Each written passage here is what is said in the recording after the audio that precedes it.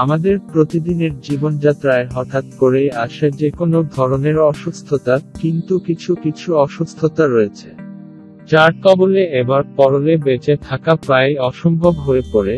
Stroke তেমনি ধরনের অসুস্থতা, জীবনযাপন কিছু পরিবর্তন এনে অনেকাংশে স্ট্রোকে আক্রান্ত হওয়া থেকে রক্ষা পাওয়া সম্ভব, তাই জানা দরকার এর লক্ষণসমূহ। তবে প্রাথমিক অবস্থায় স্ট্রোকের লক্ষণ চিহ্নিত করা গেলে প্রাণঘাতী এ রোগের হাত থেকে রক্ষা পাওয়া সম্ভব, আর স্ট্রোক প্রতিরোধের একাই অন্যতম উপায়। কোনো লক্ষণগুলো দেখলে এক মুহূর্ত দেরি না করে বিশেষজ্ঞ চিকিৎসকের শরণাপন্ন হতে হবে।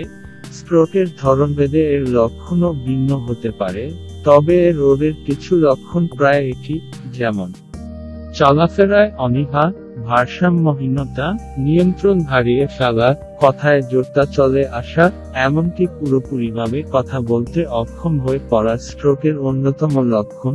মুখ, ঠোঁট ও বিশেষত দেহের একটি অংশ অসাড় হয়ে পড়াও স্ট্রোকের লক্ষণ। প্যারালাইসিস, দৃষ্টিশক্তির সমস্যা ও অতিরিক্ত হতাশা স্ট্রোকের অন্যতম কারণ।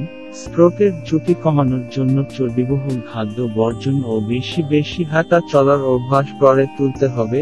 শরীর ও মন সুস্থ থাকলে সহজে স্ট্রোকে আক্রান্ত হওয়ার আশঙ্কা থাকে না।